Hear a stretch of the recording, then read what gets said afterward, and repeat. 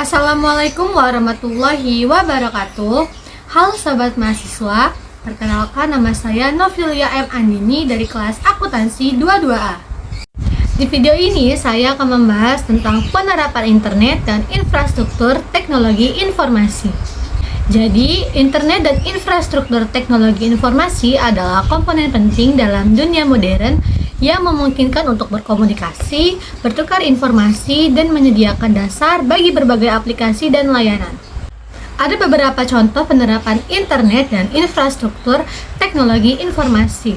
Nah, contoh dari aplikasi internet yang pertama ada e-commerce atau perdagangan elektronik. E-commerce sendiri adalah penggunaan internet untuk membeli dan menjual barang atau jasa secara online. Nah, contohnya ada Amazon, eBay, dan Alibaba. Contoh yang kedua dari aplikasi internet ada media sosial. Nah, media sosial ini memungkinkan pengguna untuk berinteraksi dan berbagi konten secara online. Contohnya ada Facebook, Twitter, Instagram, dan TikTok. Contoh yang ketiga dari aplikasi internet ada telemedicine. Nah, telemedicine ini memungkinkan pasien untuk berkonsultasi dengan dokter secara online. Contohnya ada Teladoc dan Halodoc yang memungkinkan konsultasi medis dari jarak yang jauh. Selanjutnya ada penerapan infrastruktur teknologi informasi, yaitu ada cloud computing. Nah, cloud computing ini memungkinkan perusahaan dan individu untuk menyimpan dan mengakses data melalui internet. Contohnya ada Amazon Web Service, Microsoft Azure, dan Google Cloud Platform. Contoh yang kedua dari penerapan infrastruktur teknologi informasi ada sistem manajemen basis data. Nah, sistem manajemen basis data adalah infrastruktur yang digunakan untuk menyimpan, mengelola, dan mengakses data. Contohnya ada MySQL dan Oracle. Contoh yang ketiga atau yang terakhir dari penerapan infrastruktur teknologi informasi ada jaringan perusahaan atau enterprise networks. Nah, jadi jaringan perusahaan ini mencakup infrastruktur teknologi informasi seperti server, router, dan firewall yang mendukung operasi bisnis. Contohnya ada jaringan komputer yang menghubungkan kantor cabang dan departemen dalam sebuah perusahaan. Selanjutnya ada pertanyaan yaitu bagaimana penerapan internet dan infrastruktur teknologi informasi telah mengubah cara perusahaan beroperasi dan berkomunikasi dengan pelanggan dalam era digital. Nah, jadi dampak konkret dari internet dan infrastruktur teknologi informasi dalam dunia bisnis. Yang pertama ada dampak pada biaya operasi.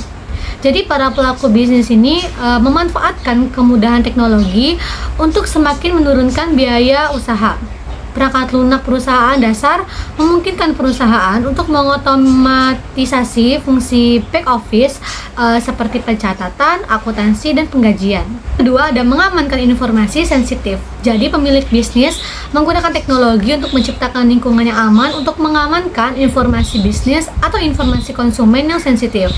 Banyak jenis teknologi bisnis atau program perangkat lunak yang mudah digunakan dan memungkinkan pemilik bisnis dengan latar belakang kecil dalam teknologi informasi untuk menggunakan alat dan fitur mereka sebaik mungkin. Yang ketiga ada peningkatan proses komunikasi. Jadi teknologi bisnis membantu suatu bisnis kecil meningkatkan proses komunikasi mereka. Contohnya email, SMS, situs web, dan aplikasi yang kini bisa memfasilitasi peningkatan komunikasi dengan konsumen. Yang keempat yaitu peningkatan produktivitas karyawan. Contohnya ada program komputer dan perangkat lunak bisnis yang biasanya memungkinkan karyawan untuk memproses lebih banyak informasi secara lebih cepat dan akurat daripada metode manual. Yang kelima, memperluas basis pelanggan. Nah, teknologi memungkinkan usaha menjangkau pasar ekonomi baru. Daripada hanya menjual barang atau jasa konsumen di pasar lokal, para pengusaha juga dapat menjangkau pasar regional, nasional, dan internasional melalui suatu aplikasi atau website. Lalu, bagaimana penerapan internet dan infrastruktur teknologi informasi telah mempengaruhi efisiensi, produktivitas, dan interaksi dengan pelanggan? Nah, yang pertama, yaitu membantu dalam menghasilkan inovasi produk.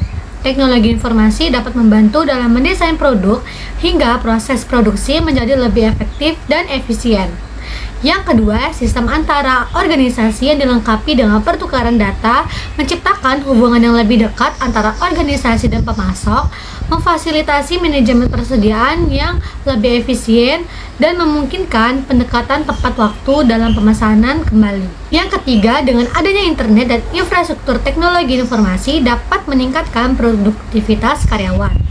Dan yang keempat atau yang terakhir, dengan adanya e-commerce, layanan pelanggan online, personalisasi dan analisis data dapat meningkatkan interaksi yang lebih baik dengan pelanggan.